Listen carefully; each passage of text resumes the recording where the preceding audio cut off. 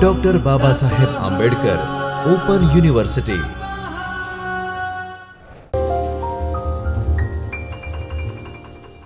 Hello students, welcome to the lecture series for the subject Mobile Operating System. I, Dr. Himanshu Patel, welcome you from the Chaitanya Studio of Dr. Baba Saheb Ambedkar Open University. In last lecture, we have discussed about various types of operating system. First of all, we have discussed network operating system, which is used to manage network resources like computer nodes, printer and other devices. We have also discussed distributed operating system, which is used to serve multiple application and users through multiprocessor. We have also discussed real time operating system, which is used to handle the on time situation and give immediate response. And we have also discussed embedded operating system, which is used to handle specific task. Now, in today's lecture, we will discuss about process management. So,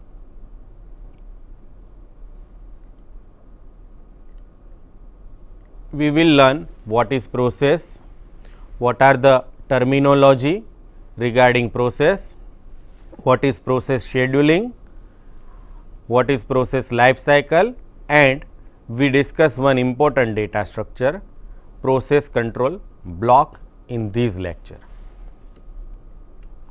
In previous lecture, we have discussed about the basic of operating system. The main function of operating system are process management, memory management, security mechanism, user management, file management, device management, etc. Now, in this lecture, we will learn about all the functions performed by operating system in some detail. We start with process management. Now, what is process? Process refers to any activity done by an operating system. As modern operating system provides multitasking environment, operating system need to manage number of processes that exist at the same time. Now, operating system needs to manage inter-process communication, creation of process, and it also need to know the status of process from creation to destruction. Now, operating system implements the multitasking concept by implementing the threading mechanism. The multitasking operating system needs to handle memory management. The multiple processes exist in the memory. Each process demands memory dynamically. So, operating system needs to partition the memory to be allocated and to be reallocated. Now, these memory partition needs to manage by the operating system. The user of operating system stores the data into the secondary device, generally in hard disk. This data is in the form of files and stored in hard disk. Without any proper mechanism, it is too difficult to retrieve it from secondary device. So, file system is the convenient mechanism to store data file in proper format. Now, computer system is accessed by the users. Each user has a specific privilege to access set of resources and files. Operating system also need to manage its user to provide privilege for the resources. At the end, we will discuss about security issue of the computer system. We will also discuss the protection mechanism against the security threats. So, let us start with process management. Now, first question that comes in our mind is, what is process? Process is the instance of the program that needs to execute. The program is the passive or static entity, whereas process is active or dynamic entity. Now, when program is loaded into main memory along with data, it becomes process. Before we moving into detail of process management, we need to clear some terminologies like program, job, task and process. Now, let us start with terminology. Basically, CPU needs set of instruction to be executed. This set of instruction is sometimes called program or job or task or process. When look for operating system perspective, each of these term has a specific meaning. The program, job, task and process are not the same for the operating system. Now, let us see the meaning of each of these term and then we see how a program is converted into process. So, let us start with first terminology, that is program. A program is a set of instruction in the form of modules. The term program is used from the time of batch processing system. A code written in any programming, for example, C language is called program. It contains only a set of instruction, that is all. Now, let us come to job. In batch processing system, the magnetic taps need to be loaded and unloaded to do specific set of activities such as compiling, linking and loading. The term job is used to perform the said activities required to execute the program. Now, the third terminology is task. The term task is used when a single processor executes concurrent program. It means a single user works on multiple programs simultaneously. For example, while using a Windows operating system, the user opens media player, works on Excel and checks mail on browser simultaneously. It is also called multitasking. Now, let us see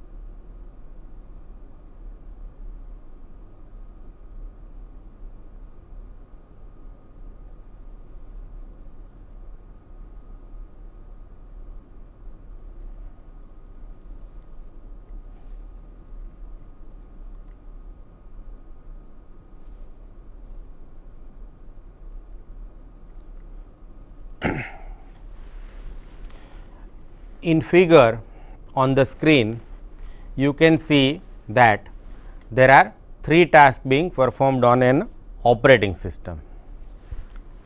So, this is example of multitasking. Now, fourth terminology is process. The process is different from program and job. When a program that is ready to execute is loaded into memory, it is called process. A program ready to execute is able to compete for the resources. The resources such as CPU time, memory, IO device, etc. When a process gets CPU time, it requires several other things to complete the activity. These all things make process environment. The process environment has program counter or PC, code section, data section, CPU registers and stacks. Now, on screen you can see a glimpses of process environment. Here you can see various parts of process environment such as code section, data section, program counter, stacks and CPU register. Now, let us try to understand each and every part. The program counter is used for moving to next instruction when performing sequential execution. Data section stores the value of global and local variable of program, and code section stores the instruction of program along with the program counter. CPU register and stacks are used to store data. Now, let us try to understand the difference between program and process. On screen you can see the difference between program and process. So, we can summarize that program is a collection of instruction or it contains code section only, while process is a collection of instruction which consists of code section, data section, stack, CPU register and program counter. We can say program is passive or static entity, while process is active or dynamic entity. Program never competes of resources, while process compete for resources that we have already discussed. Now, let us try to understand process scheduling. Now, after understanding the basic difference between program and process, now it is time to know how program gets converted into process. We have already discussed that a program ready to execute is called job. When job is ready to execute, it is appended in the queue, which is called job queue. The job queue is placed in the hard disk. Then particular job is selected from the job queue and loaded into the main memory through job scheduling. As soon as job is loaded into the main memory, it becomes a process and is stored in process queue. All the process placed in queue is called ready queue, and they all are in waiting for their turn for CPU allocation. All the processes in ready queue are competing for CPU and other system resources. The process from ready queue is selected for the CPU execution and process is transferred from main memory to CPU. The activity of selecting next process for execution is called process scheduling. It is also called CPU scheduling or short term scheduling. The scheduling functions are performed by scheduler. On screen you can see how the process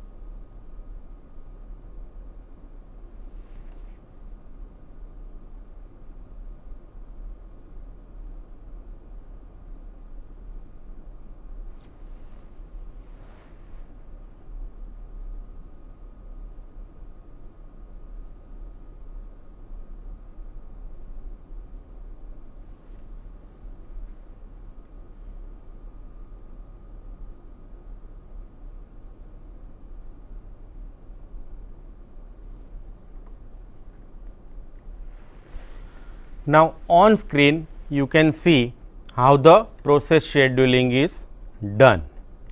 First of all, program is loaded into job queue, which is called job scheduling, and from job queue it is placed inside ready queue in main memory, and from ready queue it is allocated time by the CPU using process scheduling or dispatching.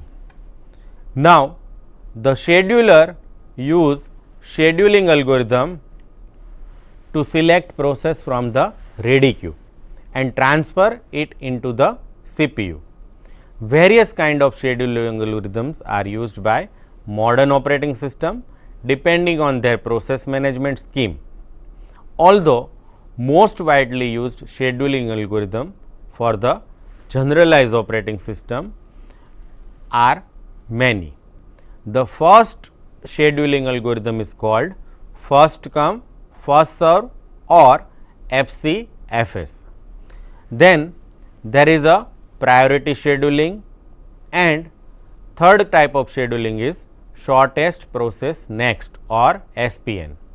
We have also shortest remaining time next or SRT, and finally important round robin scheduling algorithm is there. Now let us try to understand process life cycle. Now as we know that the process is active or dynamic entity, it changes its status periodically. It passes through various stages from its creation to destruction. The process life cycle is divided into 5 states. Now what are that states? Let us try to understand. The first state is new. Now whenever new job is appended into the job queue, the process at that instance is in new state.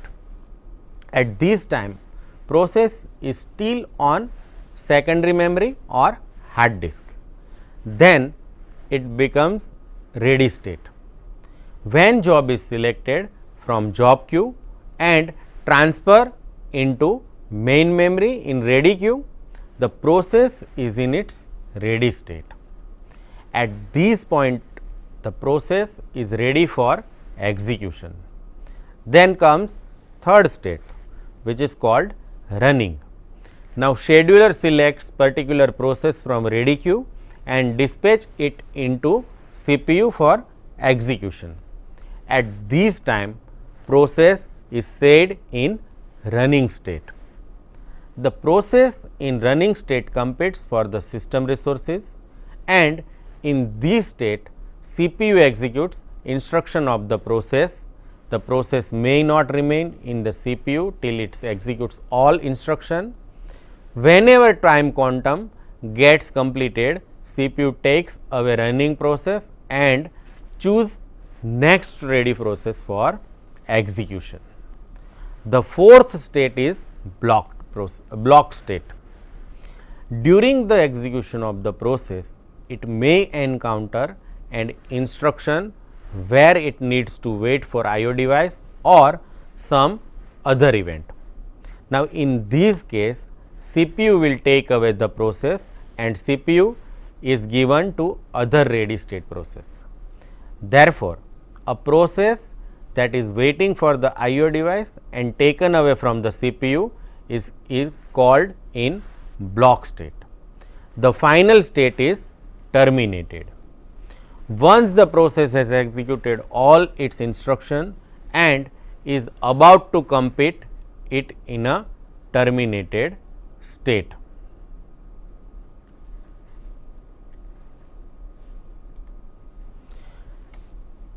Now on screen you can see that different states of process in a process life cycle. So first it is in new, then it becomes ready, then running, and between ready and running it may be blocked for IO access or other event, and once it is finished it is in terminated status or completed its life.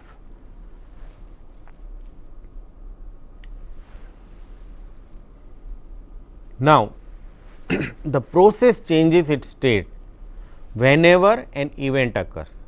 The event causes state transition. Now, there are 4 events which help in state transition of the process. Now, what are those events?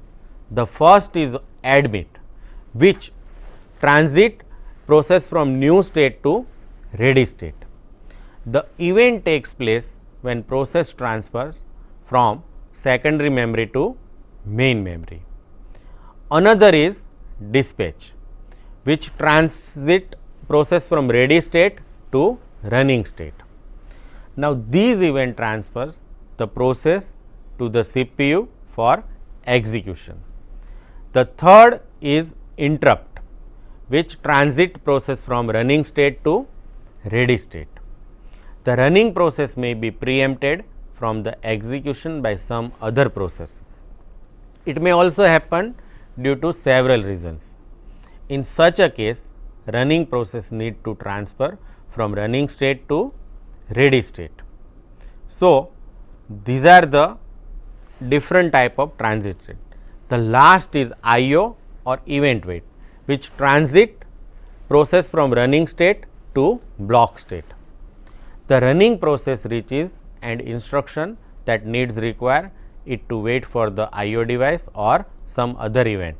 At this time, the wait event transfers the process from the running state to block state. Another is IO or event wait completion, which transfers process from block state to ready state.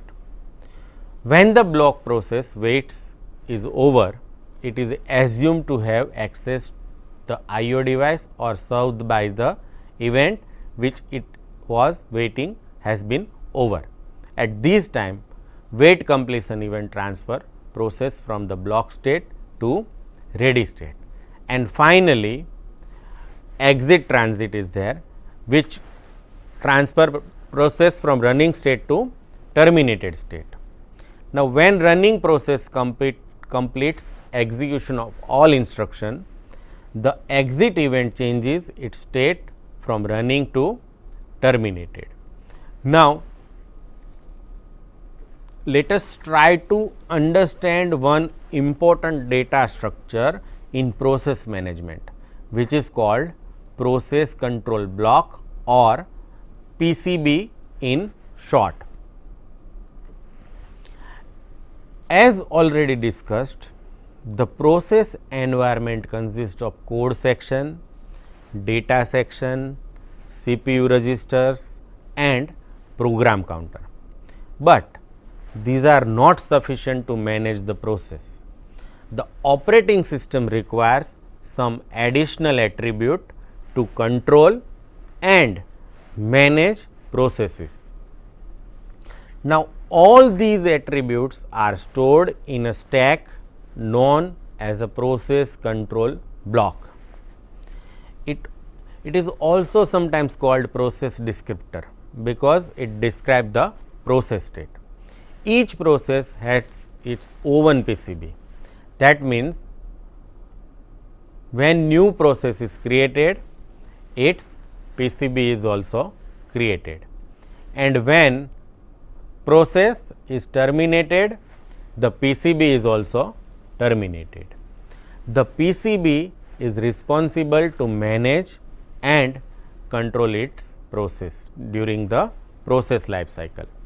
It stores all the relevant data which is needed by the process during its lifetime. Now,